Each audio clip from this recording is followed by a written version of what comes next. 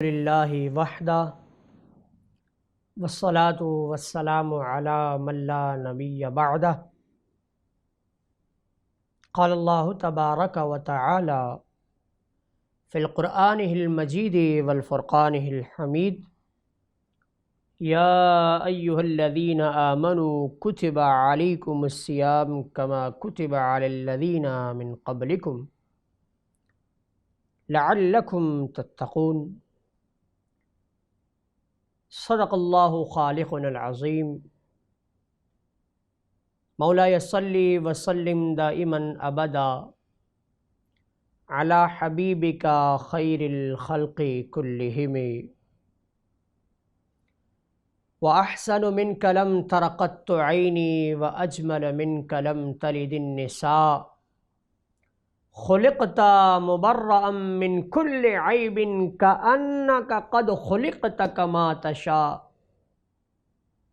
تمام تعریفیں اللہ جل مجدہ الکریم کے ذات بابرکات کے لیے، جو خالق کائنات بھی ہے اور مالک شش جہات بھی ہے۔ اللہ جل مجدہ الکریم کی حمد و ثنا کے بعد نبی الرحمہ، شفیع معظم، رب کے محبوب، دانائے غیوب، صاحب علم نشرح، معصوم آمنہ حضرت محمد مصطفیٰ صلی اللہ علیہ وآلہ وسلم کی ناز میں اپنی عقیدت و محبتوں کا خراج پیش کرنے کے بعد، سامعین کرام، آپ حضرات کے سامنے ناچیز حاضر ہے۔ گزشتہ پروگرام کی طرح اس پروگرام میں بھی انشاءاللہ احکام رمضان، اصلاح رمضان کے بارے میں مفصل گفتگو ہوگی۔ اللہ رب العزت کی بارگاہ میں دعا ہے جو کچھ کہوں مجھے حق اور سچ کہنے کی توفیق عطا فرمائے، اور ہم سب کو اس پر عمل کرنے کی توفیق عطا فرمائے۔ سامعین کرام، جیسا کہ میں نے عرض کیا، رمضان المبارک رب تعالیٰ کے مہینوں میں سب سے بہترین مہینہ ہے۔ رمضان المبارک اللہ رب العزت نے مومنین کے لیے تحفہ دیا، اور یہ ماہ مبارک رب تعالیٰ کی طرف سے مسلمانوں کے لیے گفٹ ہے۔ اور یہ مہینہ اتنی بابرکت اور شانوں والا مہینہ ہے کہ رب تعالیٰ اس ماہ مبارک میں ارشاد فرماتا ہے کہ اے مسلمانوں، اے مومنوں، اے کلمہ پڑھنے والوں، اے کلمہ گو، آؤ، یہ مہینہ ایسی شان و برکت و رفعت والا مہینہ ہے، اتنا پاکیزہ مہینہ ہے کہ اس مہینے میں اپنے دل کو صاف کر لو، اپنے نفس کو پاک کر لو، اپنے دل سے میل جول کو ختم کر دو۔ تمہارے دل گندگی میں جو مبتلا ہے، اس ماہ مبارک میں قدرتی طور پر، فطری طور پر میں نے آپ کے دلوں کو مزین کر دیا، میں نے آپ کے دلوں کو عبادت سے آراستہ کر دیا۔ تمہارے دل میں اللہ رب العزت کی عبادت آ گئی ہے، تمہارے دل میں فطرتی طور پر اللہ رب العزت نے اپنی محبت، اپنی عبادت کی محبت اس ماہ مبارک میں ڈال دی۔ اب اس ماہ مبارک کے جو ثمرات ہیں وہ غور طلب بات ہے کہ وہ ثمرات کو ہم نے کس طرح استعمال کرنا ہے۔ اللہ نے جو ہمیں انعام دیا ماہ مبارک کے ذریعے، وہ انعام اللہ رب العزت نے جو ہمیں دیا، اس کا حق اور شکر ہم کیسے ادا کریں؟ سامعین محترم، سب سے پہلے ہم حدیث مبارکہ، دو حدیث مبارکہ کا تذکرہ کریں گے۔ میری کوشش یہ ہوگی کہ آپ کو حدیث مبارکہ کا مفہوم صحیح طریقے سے سمجھا کر آپ کو وہ مفہوم اپنے ذہنوں میں بٹھا لیں۔ سامعین محترم، حضرت عبداللہ ابن عباس رضی اللہ تعالیٰ عنہ سے روایت ہے کہ انہوں نے رسول اکرم صلی اللہ علیہ وآلہ وسلم کو یہ ارشاد فرماتے ہوئے سنا، کہ جنت کو رمضان المبارک کے لیے خوشبوؤں کی دھونی دی جاتی ہے اور شروع سال سے آخر تک اسے آراستہ کر دیا جاتا ہے۔ جنت کو آراستہ کر دیا جاتا ہے۔ جب رمضان کی پہلی رات ہوتی ہے، عرش کے نیچے سے ایک ہوا چلتی ہے، عرش کے نیچے سے ایک ہوا چلتی ہے جس کا نام ہوتا ہے مشیرہ، اس کا نام ہے مشیرہ، جس کا نام ہے، اس کے جھنکوں سے جنت کے درختوں کے پتے اور دروازوں کے حلقے بجتے رہتے ہیں، وہ بجنے لگتے ہیں۔ وہ ہوا کے جھنکے ایسے ہوتے ہیں کہ جنت کے درختوں کے پتے اور دروازوں کے حلقے بجنے لگتے ہیں۔ جنت کے دروازے حضور پاک صلی اللہ علیہ وآلہ وسلم کی امت کے لیے کھول دیے جاتے ہیں اور جہنم کے دروازے بند کر دیے جاتے ہیں، اور جبریل علیہ السلام کو حکم ہوتا ہے کہ سرکش شیاطین کو قید کر کے گلے میں توق ڈال دیا جائے، گلے میں توق کر دیا جائے اور دریا میں پھینک دو،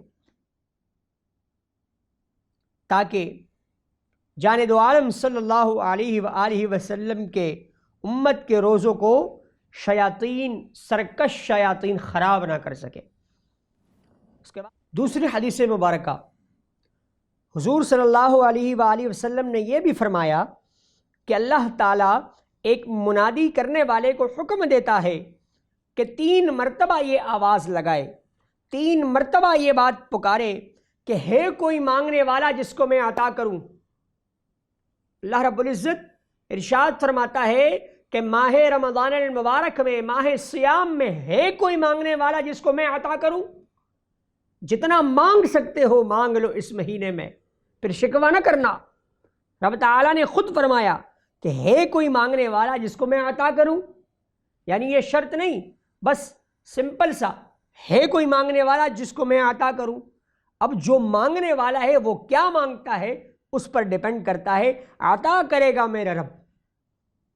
دوسری بات فرمایا ہے کوئی توبہ کرنے والا جس کی توبہ کو میں قبول کروں، ہے کوئی ایسا بندہ جو صدقے دل سے اپنی تمام تر زندگی کی جو پیچھے گناہ ہوئے ہیں اس پر نادم ہو کر توبہ کرنے والا کوئی ماہ سیام المبارک میں ہے جس کی میں توبہ کو قبول کروں۔ تیسری بات رب تعالیٰ نے ارشاد فرمایا ہے کوئی مغفرت چاہنے والا، ہے کوئی مغفرت چاہنے والا جس کی میں مغفرت کروں، ہے کوئی مغفرت چاہنے والا جس کی میں مغفرت کروں۔ حضور اکرم صلی اللہ علیہ وآلہ وسلم نے رمضان کی اہمیت واضح کرتے ہوئے فرمایا کہ اگر بندوں کو معلوم ہوتا، کہ میرے امت کو اگر یہ معلوم ہوتا کہ رمضان المبارک کیا ہے، اگر امت محمدی صلی اللہ علیہ وآلہ وسلم کو یہ معلوم ہوتا کہ رمضان المبارک کیا ہے، تو فرمایا جانب دو عالم صلی اللہ علیہ وسلم نے ارشاد فرمایا تو میری امت کو اگر یہ پتہ لگ جائے کہ رمضان کیا ہے تو میری امت تمنا کرتی کہ کاش پورا سال رمضان میں گزرے، سالوں سال رمضان المبارک ہو۔ یہ فرما کون رہے؟ جانب دو عالم صلی اللہ علیہ وآلہ وسلم ارشاد فرما رہے۔ اس بات سے اندازہ لگائیے گا کہ رمضان المبارک، ماہ رمضان کا جو مہینہ ہے، اسلام نے اس کو کتنی توقیت دی، اسلام میں اس کا کتنا بڑا وقار ہے، اسلام میں اس کی کتنی زیادہ اہمیت ہے، رب تعالیٰ نے اس کی کتنی بڑی اہمیت مسلمانوں کو دی ہے۔ رمضان المبارک پچھلی امتیں بھی رکھتی تھی، لیکن یہ جو انعام امت محمدی صلی اللہ علیہ وآلہ وسلم کو دیا جا رہا ہے، حضور کی امت کو جو دیا جا رہا ہے، یہ بڑے غور طلب بات ہے۔ اس پہ ہمیں رب تعالیٰ کا شکر سے بلا شکر بہت شکر ادا کرنا چاہیے کہ اللہ رب العزت نے ہمیں یہ ماہ مبارک عطا کیا۔ اس ماہ مبارک میں اب ہم نے دیکھنا یہ ہے کہ ہم نے کیا کیا مانگنا ہے۔ حدیث مبارکہ میں نے آپ کو 2 احادیث مبارکہ سنائی، ان 2 احادیث مبارکہ کے مفہوم میں کوشش کروں گا آپ لوگ کو سمجھاؤں، اور اس مفہوم سے ہم اپنی زندگی کے مقصد کو حاصل کر لیں۔ یعنی سامعین محترم، رب تعالیٰ نے حدیث قدسی میں جو میں نے آپ لوگوں سے عرض کیا کہ رب تعالیٰ فرماتا ہے کہ ہے کوئی مانگنے والا جس کو میں عطا کروں. اندازہ کرے کہ رب ہمارا خالق کائنات، ہمارا مالک ہے. رب ارشاد فرماتا ہے کہ اس ماہ مبارک میں کوئی ہے مجھ سے کسی چیز کی طلب کرنے والا جس کو میں وہ عطا کروں. الغرض بات یہ ہے کہ رب تعالیٰ کو یہ بات پسند ہے کہ میرے بندے مجھ سے کوئی چیز طلب کرے. جب آپ رمضان المبارک میں اس کو پریکٹیکل طور پر آپ اس کی امپلیمنٹ اپنے اوپر کریں گے تو پھر آپ رمضان المبارک کے بعد بھی رب تعالیٰ سے گریہ وزاری کر کے مانگیں گے اور رب تعالیٰ اپنے محبوب بندوں کو وہ عطا بھی کرے گا. پھر دوسری جو اہم بات ہے کہ ہے کوئی توبہ کرنے والا، اس کی توبہ کو میں قبول کروں. یعنی استغفار کی اتنی ویلیو ہے کہ ماہ رمضان المبارک میں آپ نے اس کا عادی ہو جانا ہے، عادت بنا لینی ہے کہ میں اللہ رب العزت سے روز معافی طلب کروں گا، روز استغفار طلب کروں گا.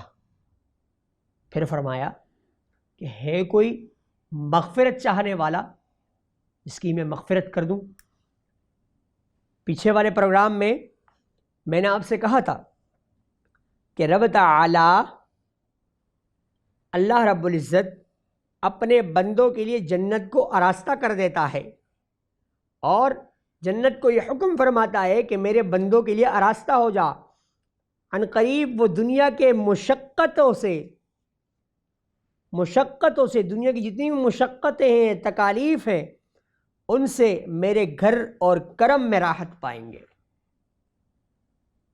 مجھے بتائیے گا کس کی یہ خواہش نہیں ہوتی کہ اس کی مغفرت ہو جائے. تو اگر حدیث قدسی کو ہم نے اپنی زندگی کا مقصد بنا لیا، یہ تین چیزیں ہم نے اپنی زندگی کے اندر امپلیمنٹ کر دی، ہمارے لیے ہماری زندگی بہت آسان ہو جائے گی. بہت سارے لوگ ہم سے آ کر یہ سوال کرتے ہیں کہ زندگی میں سکون نہیں، راحت نہیں، سب کچھ ہونے کے باوجود بھی ہم در بدر کی ٹھوکریں کھاتے ہیں. تو پھر ہم ان سے یہ اکثر بات کہتے ہیں کہ یار در بدر کی ٹھوکریں کھاتے ہو لیکن ایک بار اللہ کے در پر آ کر تو دیکھو، ایک بار اللہ کے در پر آ کر سجدہ و سجود تو ہو جاؤ، پھر دیکھنا بارگاہ صمدیت میں آپ کا وہ سجدہ اللہ رب العزت کو کتنا محبوب ہوگا.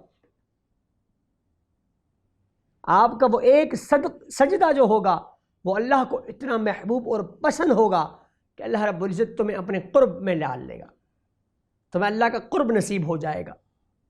سامعین محترم، الغرض ہمارا ٹاپک یہ ہے کہ رمضان المبارک میں ہم ایسے کون سے کام کریں جو ہمارے لیے سالہ سال، ایک آپ دیکھتے ہیں نا کہ سالوں ایک مہینے کی محنت سال بھر چلے. سب یہ چاہتے ہیں ایک مہینہ ہم خوب محنت کریں اور وہ محنت اتنی ہو کہ وہ ہماری جو محنت ہے وہ پوری سال چلتی رہے. سب سے بڑی چیز یہ ہوگی ہمیں اپنے اندر تقوی کو پیدا کرنا ہوگا.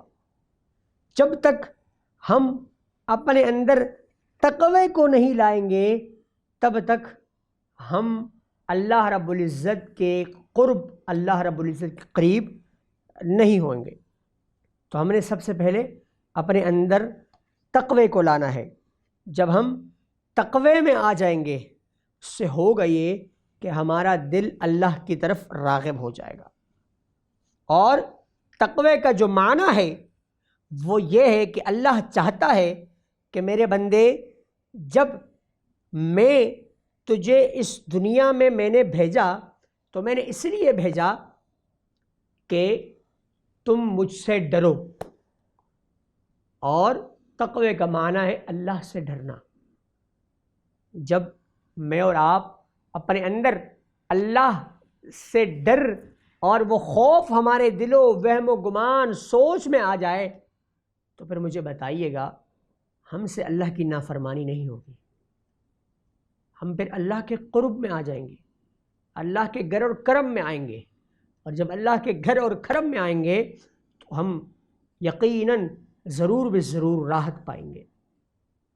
سامعین محترم، رمضان المبارک نہایت ہی اہمیت کا حامل اس لیے بھی ہے کہ رمضان المبارک میں ہم تقوی کے ساتھ ساتھ ایک بہت اچھی کیفیت ہمارے دل میں ہوتی ہے، وہ کیفیت ہوتی ہے صبر اور تحمل۔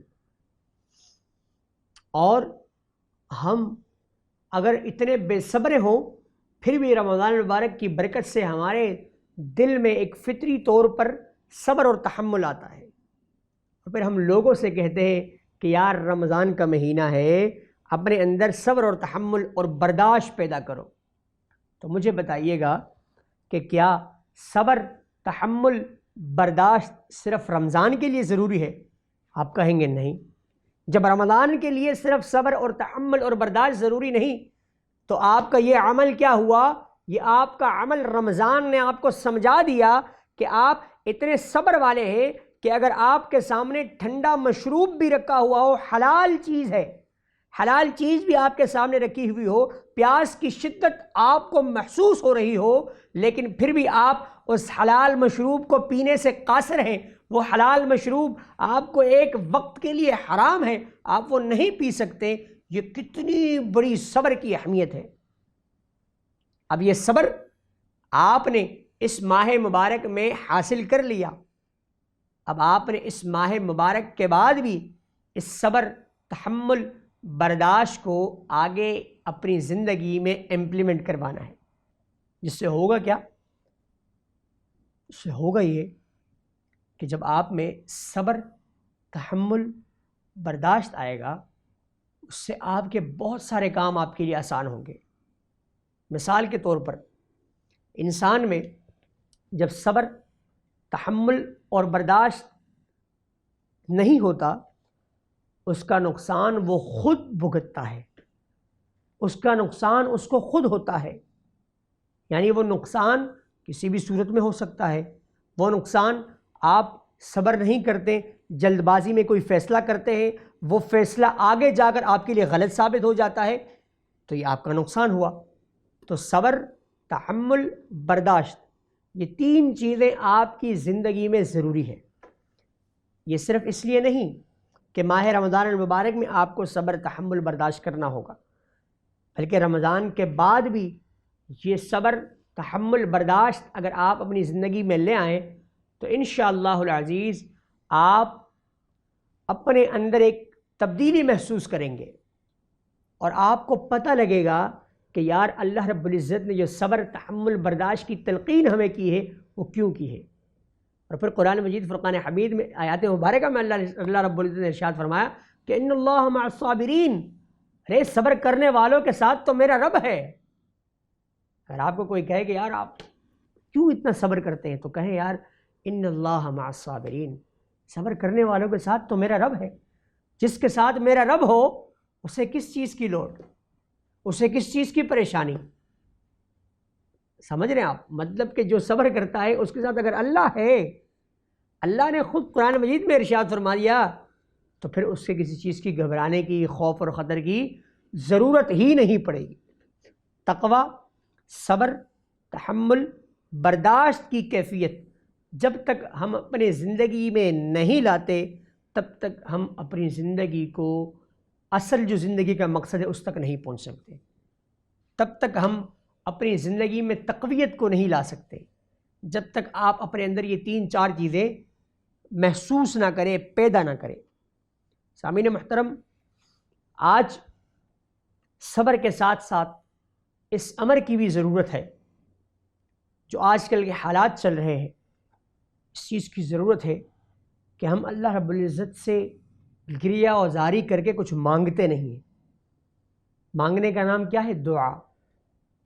آیا ہم دن میں کتنی بار دعا کرتے ہیں؟ حضور نے ارشاد فرمایا دعا مخ العبادہ، دعا عبادت کا مغز ہے، مغز کے بغیر کوئی چیز مکمل نہیں۔ تو ہم یہ سوچیں کہ ہم کتنی دعا کرتے ہیں اللہ رب العزت کی بارگاہ میں، اور دعا رب تعالیٰ سے ہی ہوتی ہے۔ رب تعالیٰ نے دعا کے لیے ہمیں جو احکامات دیے اور یہ ارشاد فرمایا کہ مجھ سے دعا کے ذریعے جو کچھ مانگنا ہے مانگ لے۔ پھر علماء فرماتے کہ دعا تقدیر کو بدل دیتی ہے۔ رمضان المبارک میں اپنے آپ کو دعا کا عادی بنا دے۔ ایک طلب ہوتی ہے، وہ طلب اپنے اندر پیدا کر دے۔ جب آپ کے دل کے اندر وہ طلب آ جائے، پھر آپ دیکھیے گا آپ اپنے اندر ایک نئی زندگی محسوس کریں گے۔ آپ کا جو دل دماغ ہوگا وہ کسی اور طرف اٹریکٹ نہیں کرے گا، کسی اور طرف نہیں جائے گا، کیونکہ آپ دعا کریں گے باری تعالیٰ سے۔ اللہ رب العزت سے جب آپ دعا کریں گے تو دعا میں آپ ہم کلام ہوتے ہیں۔ یا الہ العالمین، ہمیں کسی بھی مقصد کے لیے آپ اگر دعا کرتے ہیں، یعنی فار ایگزامپل آپ یہ دعا کرتے ہیں کہ اللہ رب العزت مجھے اس دنیا میں کامیابی اور کامرانی عطا فرما، تو یہ کیا ہے؟ یہ آپ اللہ رب العزت سے براہ راست گفتگو کر رہے ہیں۔ اور آپ کی جو دعا ہے وہ کمپلیٹ کیسے ہوگی وہ بھی سنیے گا۔ اگر کوئی شخص کہتا ہے کہ ہم دعا بہت کرتے ہیں لیکن وہ دعا ہماری مقبول نہیں ہوتی، انشاءاللہ ایک مختصر سا وقفہ، اس کے بعد آ کر آپ کو بتائیں گے کہ آپ کی دعا کے مقبول کیسے ہو سکتی ہے، اور انشاءاللہ آپ کی دعا مقبول ہوگی اگر آپ اس کو سنیں گے۔ تو انشاءاللہ وقفے کے بعد حاضر ہوتے ہیں۔ السلام علیکم، ویلکم بیک۔ میں عرض کر رہا تھا کہ دعا ہماری کیسے مقبول ہوگی۔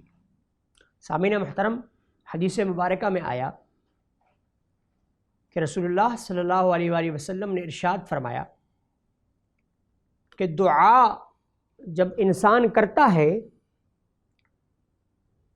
تو جب دعا مکمل کر لیتا ہے، دعا کے بعد اگر اس دعا میں مجھ پر درود پاک نہ پڑھا جائے تو وہ دعا عرش اور فرش کے درمیان لٹکا دی جاتی ہے، معلق کر دی جاتی ہے۔ جب تک میرا بندہ، جب تک میرا امتی مجھ پر درود نہیں بھیجتا، تب تک اللہ رب العزت کے بارگاہ صمدیت میں اس کی وہ دعا نہیں جاتی۔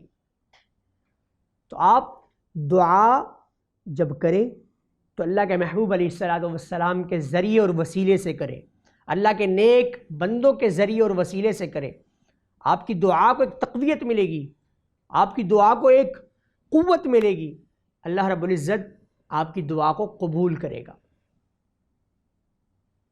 دعا ایک ایسی چیز ہے جو آپ کی تقدیر کو بھی بدلتا ہے۔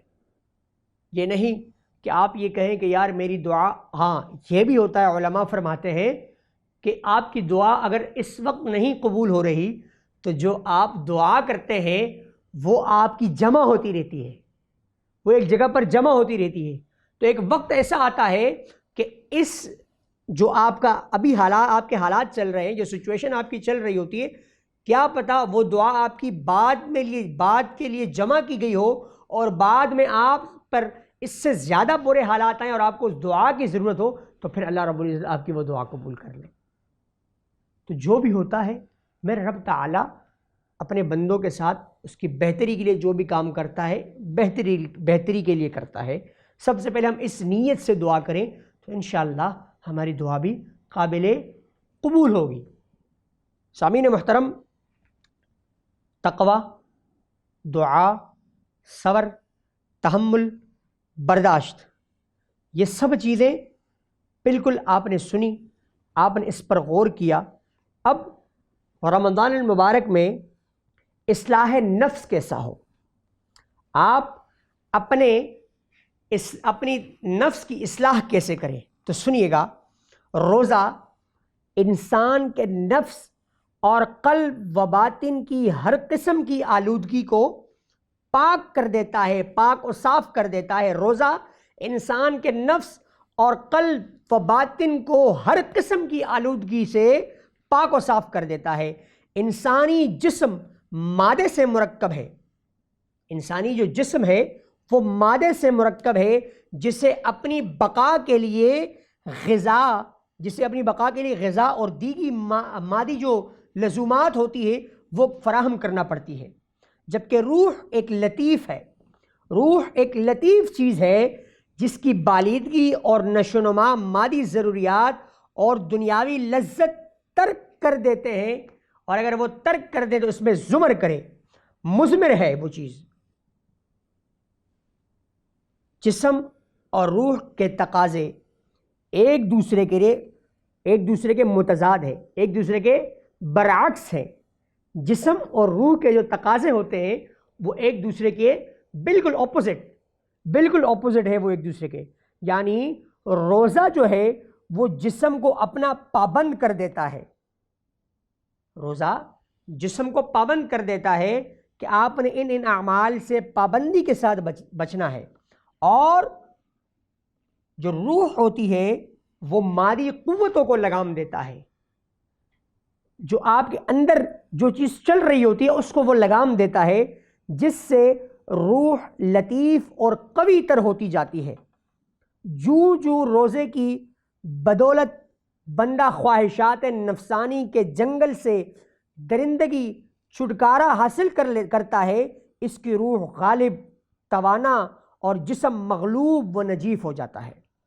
یعنی روح اور جسم کا جو تعلق پرندے اور نفس کا سا ہے، یعنی جسم اور روح کا جو تعلق ہے وہ پرندے جیسا ہے۔ وہ کیسے پرندے جیسا ہے؟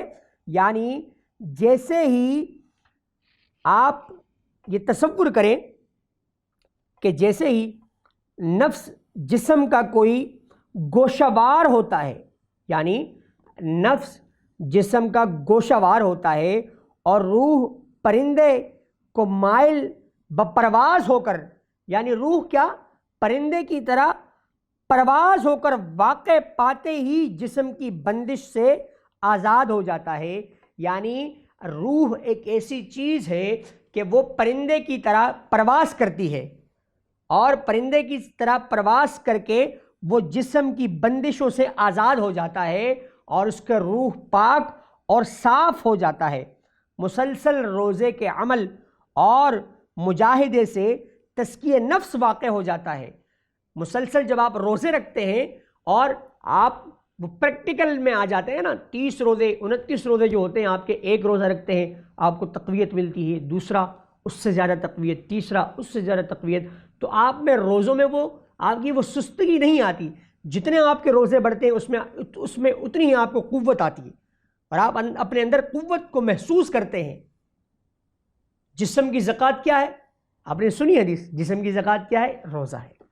یہ اسی لیے ارشاد فرمایا گیا کہ آپ کا جو جسم ہے وہ مضبوط ہو جاتا ہے، وہ مضبوط سے مضبوط تر ہو جاتا ہے۔ سائنٹیفکلی بھی یہ بات ہے کہ آپ کو اگر بیماریوں سے بچنا ہوتا ہے تو آپ اپنے کو کچھ گھنٹوں اپنے آپ کو بھوکا پیاسا رکھیں گے، آپ کی جسم کو یہ تقویت ملتی ہے اس چیز سے۔ تو مسلسل جو روزے کے عمل اور مجاہدے سے تزکیہ نفس کا عمل ہوتا ہے وہ تیز سے تیز تر ہونے لگتا ہے، جس کی وجہ سے روح کی جو گندگی ہے وہ پاک ہو جاتی ہے، اور وہ اس سے زیادہ کہیں اور صاف ہو جاتی ہے، پاکیزہ ہو جاتی ہے۔ جتنا آپ روزہ رکھتے جاتے ہیں آپ کا روح پاک، نفیس، اور آپ کا جو قلب ہوتا ہے وہ قوی تر قوی ہو جاتا ہے، یہاں تک کہ بعض کاملین و عرفاء کی روحانی طاقت جو ہوتی ہے وہ اور زیادہ بڑھ جاتی ہے۔ یعنی جو بہت زیادہ عبادت گزار ہوتے ہیں ان کی جو روحانی طاقت ہوتی ہے وہ اس سے کئی زیادہ بڑھ جاتی ہے۔ تو روزہ ایک پریکٹیکل طور پر آپ کو فقر و فاقے کی جو شان ہے اس کو بھی جنم لیتی ہے کہ آپ پر کبھی بھی کسی بھی طرح سے کوئی بھی حالات آ سکتے ہیں، آپ کو اس چیز سے بھی روزہ آپ کو تیار کرتا ہے کہ فقر کیسی کرنی ہے۔ آپ نے اپنے آپ پر کبھی بھی جیسے بھی کوئی بھی حالات آ سکتے ہیں، اپنے آپ کو کیسے ان حالات کا مقابلہ کر کے بچانا ہے۔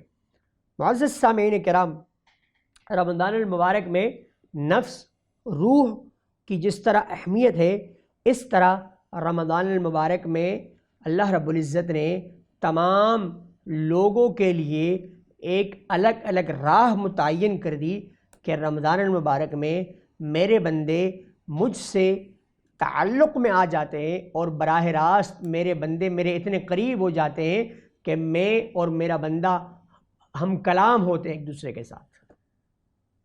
وہ آپ نماز کے ذریعے بھی ہم کلام ہو سکتے ہیں، وہ آپ اللہ کے خوف اور تقوی اور ڈر کی وجہ سے بھی ہم کلام ہو سکتے ہیں، الغرض نفس کی پاکیزگی سے بھی آپ اس کو محسوس کرنے لگتے ہیں کہ آپ میں کچھ تبدیلی چینجنگ آ رہی ہوتی ہے۔ بات دراصل یہ ہے کہ رمضان المبارک کا جو مہینہ آتا ہے معزز سامعین کرام، ناظرین کرام، وہ اس لیے آتا ہے کہ ہم مسلمان اپنی زندگی کو تبدیل کر دیں، ہم اپنی زندگی میں چینجنگ لے آئیں۔ ہماری زندگیوں میں چینجنگ کیسے آئے گی؟ سب سے اہم اور مین سوال یہ ہے۔ تو سامعین کرام، آپ نے دیکھا پچھلے رمضان المبارک میں ایسے بہت سارے لوگ تھے جو اس رمضان میں ہمارے ساتھ رہیں۔ اس رمضان المبارک کے مہینے میں بہت ایسے لوگ ہیں جو ہمارے افطار کی دسترخوان پر ہمارے ساتھ نہیں بیٹھ رہے، یعنی وہ بستر مرگ پر ہے۔ بہت سارے ایسے لوگ ہیں جو لاپتہ ہیں۔ الغرض یہ سب ہمیں ایک احساس دلانے کے لیے ہوتا ہے کہ کیا پتہ آگے اگلا رمضان مجھے نصیب ہو یا نہ ہو، تو میں نے اس رمضان المبارک میں کتنی تیاری کرنی ہے، میں نے اس رمضان المبارک میں اپنے آپ کو کتنا تیار کرنا ہے کہ جس کی وجہ سے میں اللہ رب العزت کا قرب پالوں، میں اللہ رب العزت کا اور قریبی بندہ بن جاؤں۔ تو اگر آپ کو قریبی بندہ بننا ہوگا تو آپ نے پچھلے جو لوگ ہیں جو آپ سے اب اس سال آپ کے ساتھ نہیں ہیں، آپ سے جدا ہو گئے ہیں، آپ نے ان کے لیے سوچنا ہوگا، ان کی طرف سوچنا ہوگا، اپنا دل اپنا دماغ ان کی طرف لے جانا ہوگا کہ کیا پتہ میرے لیے بھی یہ رمضان آخری ہو، تو کیوں نہ پھر ہم اس رمضان المبارک کو، اگر ہمارے لیے وہ آخری رمضان المبارک ثابت ہو گیا تو اس رمضان المبارک کو اپنے لیے ایک یادگار رمضان المبارک بنا دیں۔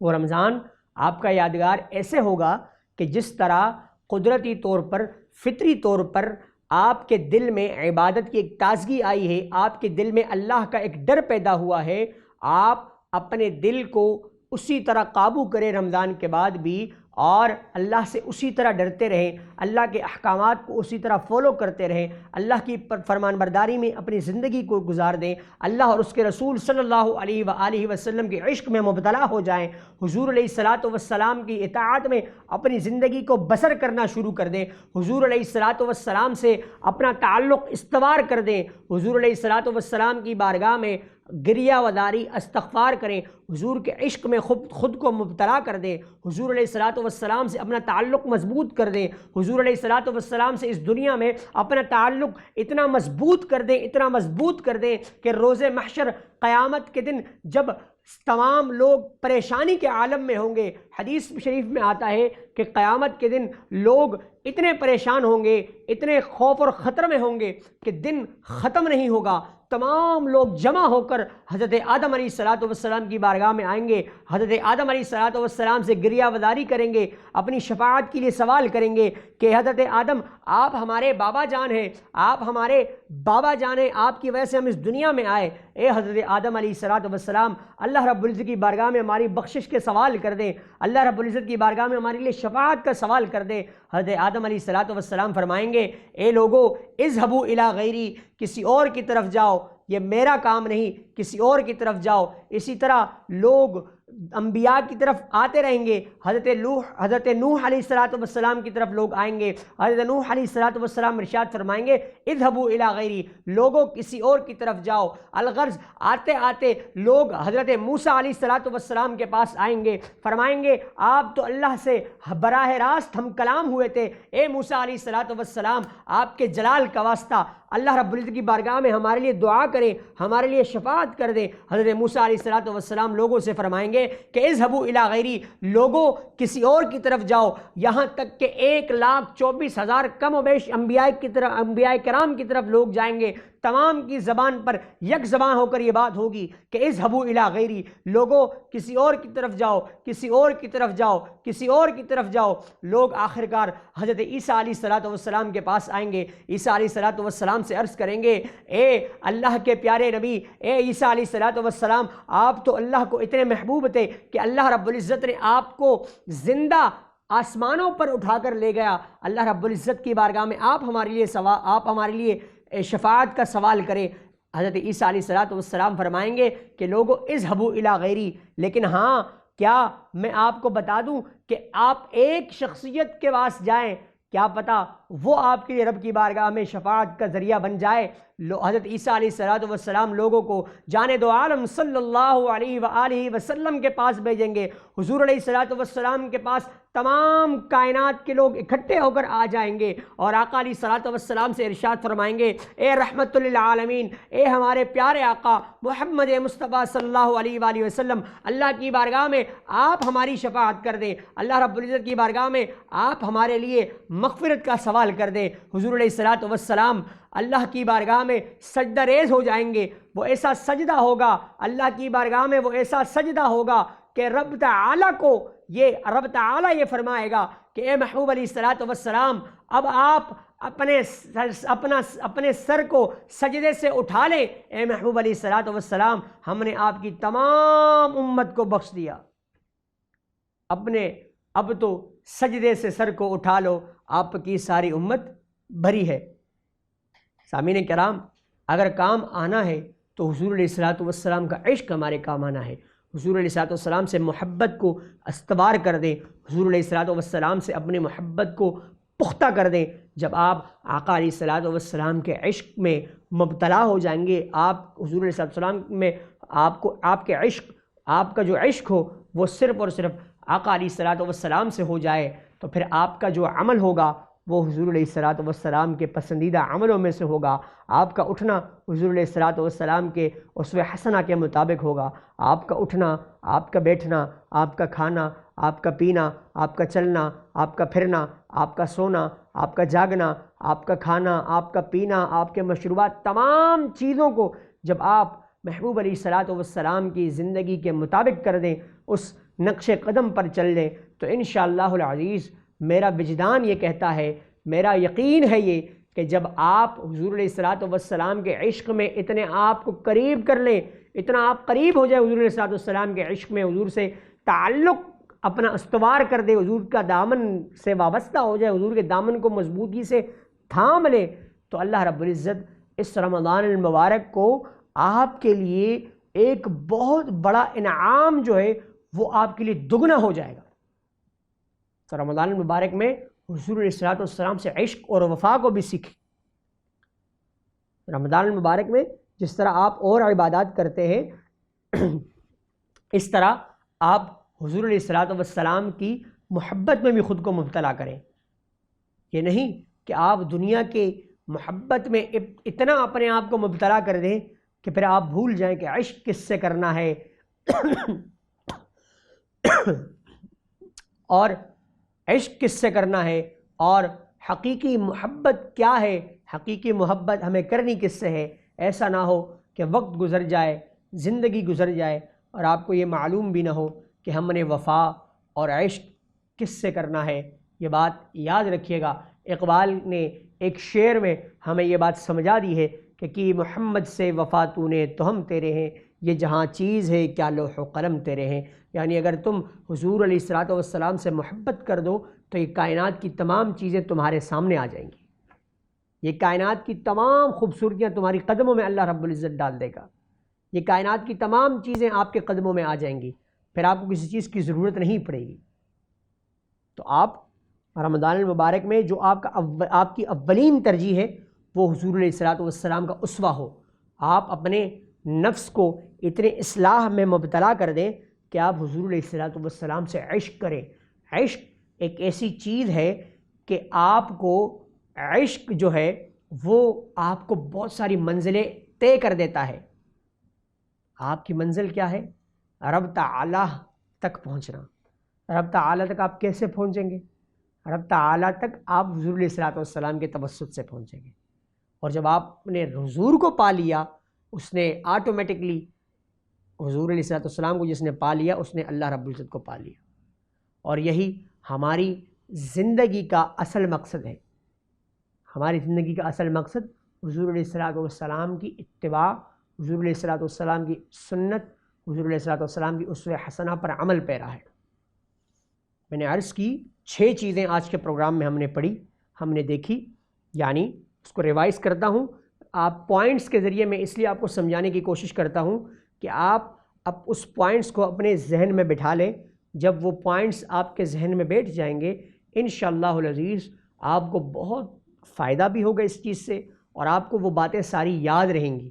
جب آپ کو وہ ساری باتیں یاد رہیں گی تو آپ وقتاً فوقتاً ان باتوں پر عمل کر کے خود کی زندگی میں چینجنگ محسوس کر کے اپنے اندر ایک تبدیلی محسوس کر پائیں گے۔ یعنی سب سے پہلی چیز ہم نے جس پر بات کی، تقویٰ، اللہ سے ڈر اور خوف، تقویٰ اس چیز کا نام ہے۔ پھر ہم نے بات کی صبر، صبر آپ نے اپنے اندر پیدا کرنا ہے۔ جب آپ صبر کریں گے آپ کے بہت سارے کام آپ کے لیے آسان ہوں گے۔ تحمل، برداشت، اپنے اندر برداشت کی قوت کو پیدا کریں۔ قوت برداشت کا سب سے بہترین جو مہینہ ہے وہ رمضان المبارک کا مہینہ ہے۔ اس کے بعد حضور علیہ الصلوۃ والسلام سے عشق، محبت، اپنی جو عشق کی منزل ہے وہ حضور کی ذات مبارکہ کو بنا لیں۔ اس کے بعد نفس، نفس کا جو کردار ہے وہ سب سے زیادہ اہم ہے آپ کی زندگی میں۔ تو اپنے نفس کو صاف ستھرا اور پاکیزہ بنانا ہے۔ اور جیسے میں نے عرض کیا، جسم ایک مادہ ہے اور نفس اس کی ایک غذا ہے۔ نفس مانند پرندے کی ہے، پرندے کی طرح جیسے پرندہ اڑتا ہے، اڑان کرتا ہے، اس طرح آپ کے نفس بھی آپ کی جسم سے اڑتا ہے۔ آپ کی روح جب آپ سے پرواز ہو جائے گی، آپ جب خاک میں آپ کو دفنایا جائے گا، ہم خاک سے بنے ہیں، خاک میں جائیں گے اور خاک میں جا کر خاک ہو جائیں گے، لیکن روح جو ہے وہ نفس، روح اللہ کی طرف سے ہمیں دی گئی ہے۔ تو ان اللہ کی طرف سے جو چیز ہمیں دی گئی ہے وہ امانت ہے۔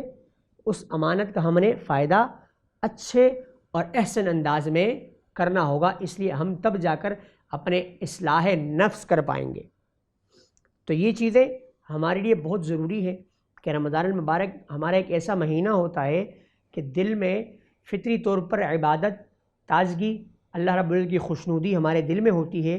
جب یہ تمام چیزیں، خوشنودگی، اللہ کی رضا، اللہ کی عبادت آلریڈی اس مہینے میں چل رہی ہوتی ہے، ایک پریکٹیکل طور پر ہم اس مہینے کو محسوس کرتے ہیں، اس مہینے کی جو اپنی عبادت اور اس مہینے کی جو اپنے اللہ رب العزت نے انعامات رکھے ہیں۔ جیسے حدیث شریف میں نے آپ لوگوں سے تذکرہ کیا کہ حضور صلی اللہ علیہ وسلم نے ارشاد فرمایا کہ اگر میری امت کو یہ معلوم ہو جائے کہ رمضان المبارک کیا ہے تو میری امت یہ خواہش کرتی کہ پورا سال و سال رمضان المبارک ہو۔ اور پھر میں نے عرض کیا کہ رمضان المبارک تمام چیزوں کا جو ثواب ہے وہ اللہ رب العزت آپ کو دے دے گا، لیکن رمضان کی جو جزا ہے رب تعالیٰ فرماتا ہے وہ میں خود ہوں۔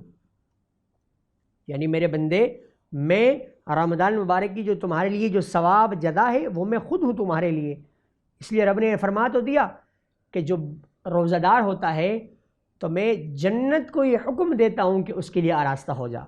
سامعین محترم، امید ہے آپ کو میری باتیں سمجھ آئی ہوں گی۔ اللہ رب العزت کی بارگاہ میں دعا ہے ہمیں سچ اور حق بولنے کی توفیق عطا فرمائے۔ اللہ رب العزت ہم سب کا حامی و ناصر ہو۔ اللہ رب العزت ہمارے لیے یہ رمضان بہتری کا مہینہ بنائے۔ اللہم زد فزد۔